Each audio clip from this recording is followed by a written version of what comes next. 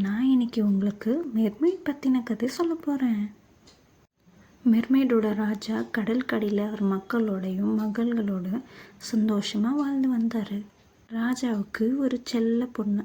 அவங்க தண்ணியில் டான்ஸ் ஆடி விளையாடிட்டு சந்தோஷமாக இருப்பாங்க. அவங்க தண்ணியில் இருக்க மீன்களுக்கு டெய்லியும் சாப்பாடு கொடுப்பாங்க. அவங்க தோட்டத்தில் புதுசாக செடிகள் நடுவாங்க.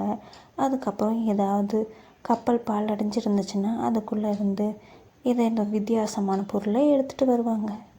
அந்த குட்டி மெர்மெய்ட் தன்னோட பாட்டிக்கிட்ட எப்போ பார்த்தாலும் தான் எப்போ கடலோட மேல் பகுதிக்கு போவேன், நான் எப்போ எல்லாத்தையும் பார்ப்பேன்னு சொல்லி கேட்டுக்கிட்டே இருப்பாங்க. அதுக்கு அந்த பாட்டி மெர்மெய்டுக்கு 15 வயசு ஆனதுக்கப்புறம் மெர்மெய்ட் கடலோட மேல் பகுதிக்கு போய் அங்கே நடக்கிற எல்லாத்தையும் பார்க்கலான்னு சொல்லி சொன்னாங்க. மெர்மெய்டுக்கும் 15 வயசு ஆயிடுச்சு. டெய்லியும் கடலோட மேல் பகுதியில் இருக்கிற பாறையில் உட்காந்துட்டு அங்கே போகிற வர கப்பல்களை வேடிக்கை பார்த்துட்டு இருப்பாங்க. எப்பயும் போல் மெர்மெய்ட் பாறையில் உட்காந்துட்டு இருக்கும் போது கப்பலில் வந்த ஒரு இளவரசர் அவளை பார்க்கறதுக்கு அவளை நோக்கி வந்தாங்க.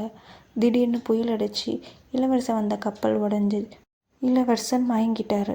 உடனே மெர்மெய்ட் அவரை நீந்தி காப்பாற்றி பக்கத்தில் இருந்த கடற்கரையில் போய் விட்டுடுச்சு. கடற்கரையில் இருந்த குட்டி பொண்ணு எல்லாரையும் கூப்பிட்டு இளவரசர் காப்பாற்ற சொல்லி காப்பாற்றிடுச்சு. ஆனால் மெர்மெய்டுக்கு இளவரசர் ஞாபகமாகவே இருந்துச்சு. அதனால் தன்னோட ஃப்ரெண்ட்ஸ் கிட்ட நடந்ததெல்லாம் சொல்லி இதுக்கு என்ன தீர்வுன்னு கேட்டுச்சு. மெர்மெய்டோட ஃப்ரெண்ட்ஸும் கடலுக்கடியில் ஒரு சூனியக்கார பாட்டி இருக்கணும், அவங்கக்கிட்ட இருந்து ஒரு மந்திர மருந்தை வாங்கி குடித்தா கடல் கன்னிக்கு கால் வந்துடணும், அதுக்கப்புறம் தான் போய் இளவரசர் பார்க்கலான்னு சொன்னாங்க.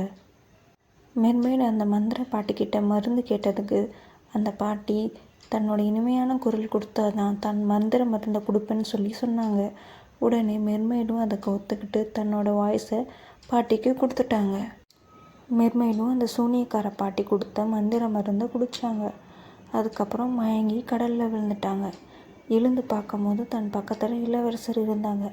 ஆனால் தன்னோட குரலை கொடுத்ததுனால அவங்களால பேச முடியல.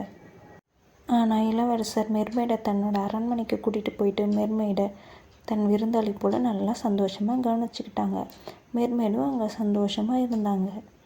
ஒரு நாள் இளவரசரோட அம்மா அப்பா அவருக்கு பொண்ணு பார்த்துருக்கிறதாகவும் அதனால் பக்கத்து நாட்டுக்கு போய் அந்த பொண்ணு பார்த்துட்டு வரதாகவும் சொன்னாங்க. ஆனால் இளவரசருக்கு தன்னை கடலில் காப்பாற்றின பொண்ணு மேலே தான் இஷ்டமாக இருந்துச்சு. அது அவங்க அம்மா அப்பா கிட்ட சொல்லலை. மெர்மெய்டையும் தன்னோட கப்பலில் கூட்டிகிட்டு போனார். ஆனால் மெர்மெய்டுக்கு இந்த விஷயம் தெரியாது. கடலில் போகும்போது தான் கப்பலில் அவர் மெர்மெய்ட்கிட்ட தான் பொண்ணு பார்க்க போகிறதா சொன்னார். உடனே மெர்மெய்டை இழுக்கும் போது தான் இளவரசருக்கு தன்னை காப்பாற்றினது மெர்மெய்டுன்றது தெரிய வந்துச்சு. உடனே இளவரசருக்கும் எல்லாம் புரிய வந்துச்சு. இளவரசர் தொட்டதும் மெர்மெய்டுக்கும் குரல் வந்துடுச்சு. அதுக்கப்புறம் 2 பேரும் கல்யாணம் பண்ணிக்கிட்டு சந்தோஷமாக இருந்தாங்க. கதை நல்லா இருந்துச்சா? தூங்கலாமா? மீமி, தீகு தூங்கலாம். Good night.